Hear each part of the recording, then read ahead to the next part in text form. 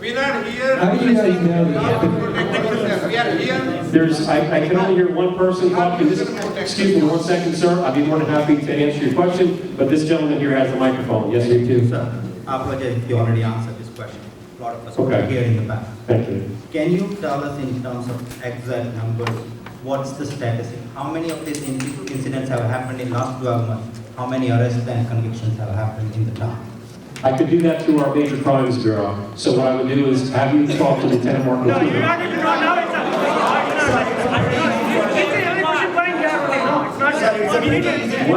One at a time. So we wanted to get into the people's thing. If each and every question is going to the back and back, it's not person-based. Like, we wanted to know everyone. We wanted to know that everyone. Well, so what exactly, you want to know how many burglaries were committed within a year? Burglaries happened in last 12 months in Edison. What's the arrest and conviction ratio? Well, I can tell you this. It is 78%. No. So The national average is you have culprit in 78% cases and all of them have been convicted? Our closeout rate for burglaries in the township of Edison is 78%. What is closeout? So go to The national average is 13%. What is the definition of closeout rate? For someone that's found and brought to justice. Captured and brought to justice. Officer, I have a question. How far, okay, you cannot give us a lot of details of the investigation, we understand. But at least can you give this crowd that is gathered here, how close or how far are you to? With all due respect, I apologize, I cannot discuss the investigation. Okay? And again, this is from a higher level. I stated earlier that the state police, the FBI, and spearheading the investigation is the Middlesex County Prosecutor's Office. I'm sorry, I'm just not at liberty to discuss this case. This gentleman right here? He's the latest victim. He's like Raj Singh. I don't know how I'm going to talk about this. It is. Hold the mic closer. We were really scared. I Still we are can scared. imagine, sure. Yeah. And suddenly took away our freedom. I know the way we were living, and we moved in this township like it's been 8 years. And the way we were living in that particular house, it's 5 kids. It was there, nobody can come in. It's traumatizing, I understand. But it's different now. The way we are, I'm sorry.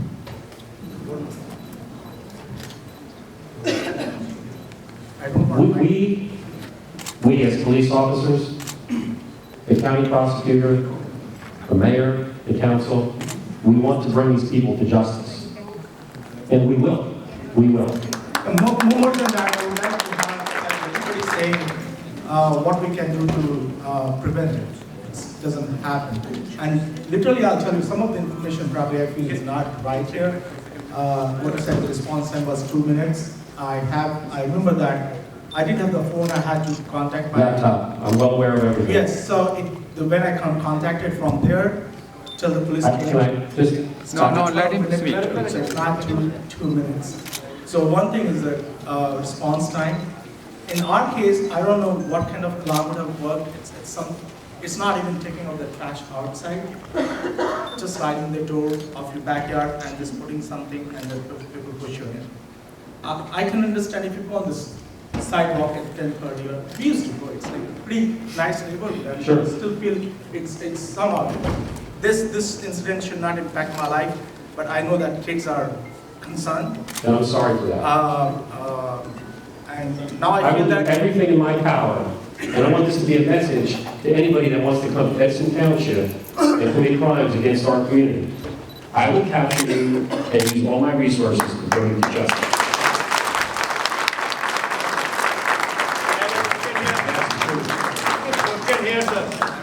I just want to address one thing, sir. Not to get into particulars of what happened. You know what happened and I know what happened. I can't disclose a lot of things. Because of the communications, there was a delay, but I have the CAD reports. And from the time that our dispatch got the call from Pennsylvania, my officer was there in 2 minutes.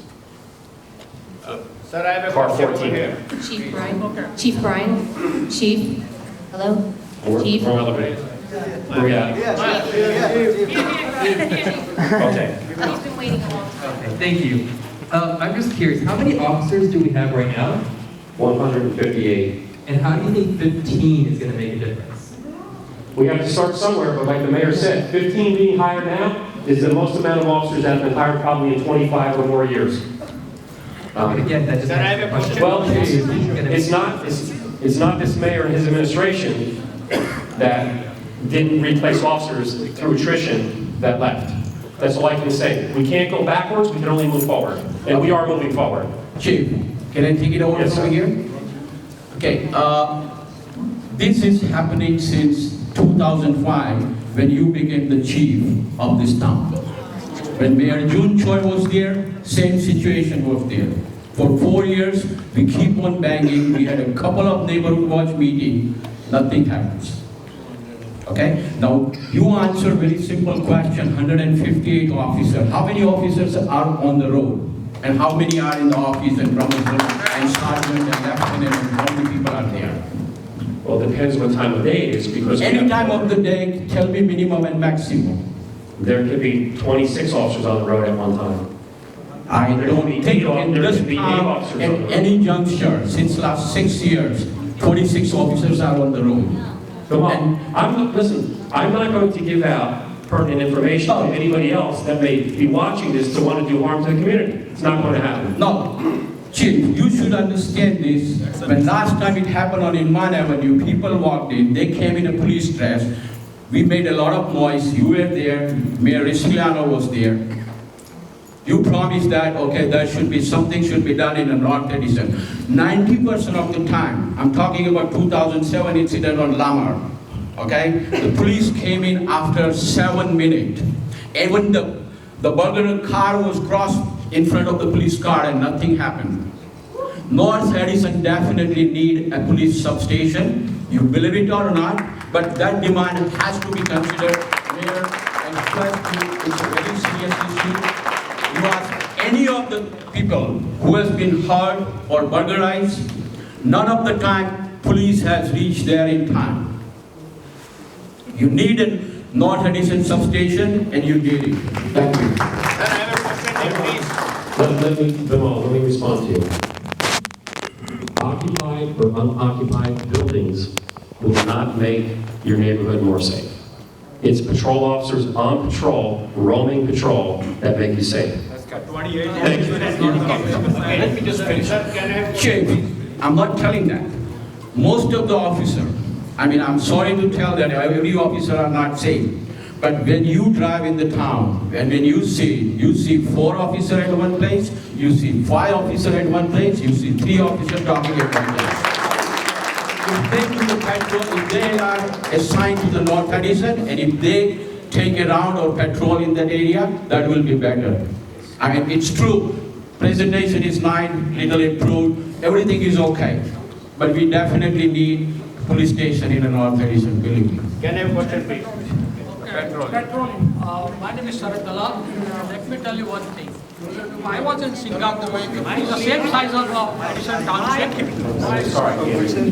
I was in Singapore 11 months ago. It's the same size of Edison Township. I'm sorry, sir, where were you? Singapore.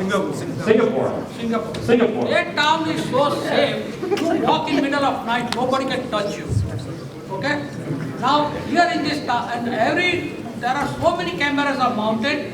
Okay, and they don't have any factory, no industry like a resident center or any other industrial center, and they are generating and putting the cameras, and by putting the cameras made it so safe. Now, if you put down the cameras on every light pole or every other light pole or somewhere in the every city, you know where your police are goofing around.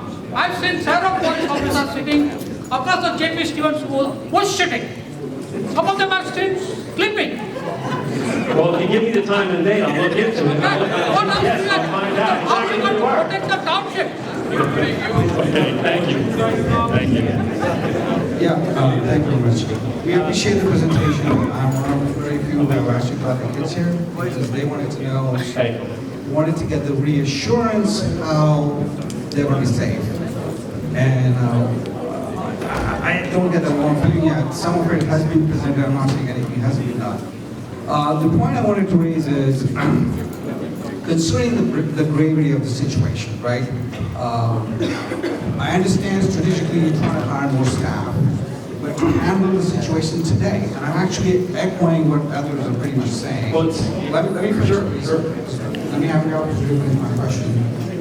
You would also probably, and I'm not trying to teach how other people should do their job, but tactically, is there any way we can immediately have more presence, more boots on the road, not from metro station, could be the temporary post. I don't know how it all works. But they need some immediate response, right? Whenever there's a disaster areas, right, they don't wait to recruit people by the time the water ebbs, right? They have forces on the ground right away to address the immediate situation. So what does that mean here is until the perpetrators are apprehended, whatever that time frame is, or the situation somehow settles down, until that time, amongst the other things that we're doing is neighborhood watching. Right. Can we not get the force in more of them, at least for temporary basis, right away? so that's a two-pronged answer to your question. Number one is, as far as we're concerned, we are hiring officers that are already from another agency or PTC certified to get them in as soon as we possibly can. Instead of sending them to the academy and taking 4 months to get them on the road. That's number one. Number two is, the first thing I said was we have a multi-jurisdictional task force approach to what's happening here. So, that being said, we do have assistance from other agencies at this time. With all I heard, I'm sorry, all I heard. Chief, this side is That's all not I'm at the reason to say, represented by I'm sorry. questions. Can we have question from this side? Please get your mic here. 15 number, but I think we need probably more than that, is what I'm saying, right away. Okay, can you? You can see on the ground, everybody has pretty much the same concern. Everyone is talking about, what is the action plan. A lot of suggestions, a lot of complaints, and we can see this happening consistently. I would use the word consistent. It's pretty much in the reputation. We saw the presentation, everything is good. But let me throw some light here. Past administration and this administration, I can see some difference. We can see some change in the town, and I'm pretty sure that Tom and his leadership is doing a pretty good job, and leaving the differences aside from the police department and the administration, I'm sure that this year we'll see a big change. That's one thing I can see a big difference compared to the last administration. Coming to the issues here, yes, this you can probably we need to think out of the box certain things. Why these burglaries are happening in specific time frame? Have you looked at the statistics? Why it's only during the Diwali season or when the time changes? Why only in the Asian communities? Why not somewhere else? And probably that's where we need to change your surveillance or your task force to address those communities during that specific time frame. I'm pretty sure that there are very few these incidents, hopefully not that many during summertime. Do we really need that kind of a task force in the Asian community? And can we do that load balancing, especially during the holiday season, when probably people are doing some sort of a spiritual thing or cultural thing they are celebrating? Probably they are not paying too much of attention on certain things. Again, I don't blame really to the administration or the police department. It is duty of every single individual to take care of their home first. Yes, it's very easy to blame saying what you are doing and what somebody else is doing. First thing we need to think what I'm doing. And I'm pretty sure that we learned a lot of those things. One thing specifically we need to start it from the schools. If you can add certain aspects in the school system, how you can educate kids. Second thing would be we need some sort of a bilingual facility in 911. That's a big pain point here. When somebody calls 911, what happens? It's very difficult to communicate what the issue is. The same thing is happening with the police department. How many people dare to call police department and talk in a nicer way? It's very difficult. Probably that's another thing, so we need to solve. Well, when you call, they better be talking nicely. If they're not, I want to know that. Already you are going to be councilman. No, I don't like you are already councilman. No, I'm not. Go on other side and say all this. No, I'm not saying. I'm saying how they can help us. It's very easy to blame. But what I'm saying is how they can help and what we can provide the support. Give me a lecture. No, I'm not giving a lecture. Thank you. Don't give it, please. It's going to be a cage match. Nobody giving a lecture. What is the time? Wasting your time. I know there's other people. This gentleman right back here has had to take for a while. No, it's not necessary. Don't do that. Sir, I have a very short question. Can you talk to this gentleman right here, please? He's had his hand up for a while. Yeah.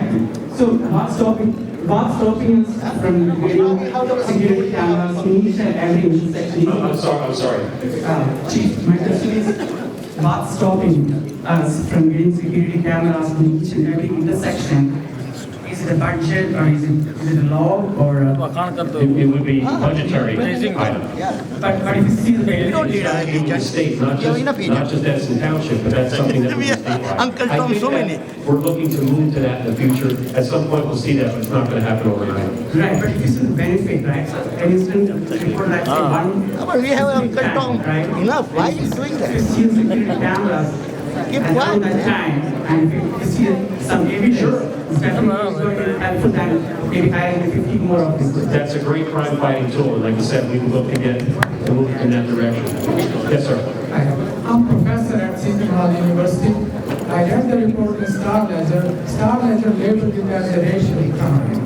And I came here to see what is going on. I don't live in the town. I used to live in the town, now I'm in the neighboring town. I'm afraid what is happening in Edison, if not contained here, is going to spread to all issues, all of us. I would say, let us call it racial crime, let us bring in FBI, and let's handle it the way it is, and not to actually put it down, because all these people, I've been listening to this thing happening for years, and it will continue to happen. I know for sure, unless we bring in authority and resources, those resources can only come from FBI, federal government, and let's involve them. Thank you. Sir, I appreciate that, and I'm not sure if you came in late, but I did say that. Okay, so I did previously state that this is a multi-jurisdictional task force approach, and that the FBI is actively involved in what we're doing. So is the prosecutor's office and the state police also. And as far as it being a bias or a hate crime, that has yet to be determined. Okay, so I can't put that information out there right now. For racial, right? Which would be a bias crime. Sir, Yes, sir. last year, just 1 year back, we were listening to the mayoral debate. Mayor was there, other candidates were there. And one of the questions which was asked or criticized that we have too much of police force in Edison. I'm sorry? All the debate, during the debate, the mayoral candidates were criticizing that we had too much of police force and the former mayor was hiring more people just before her term was ending. That was the point discussed in the debate. My question to you is, if we had enough police force and we are still hiring more and we are not able to prevent the crime, is it a state of incompetence, helplessness, indifference, or lack of resources?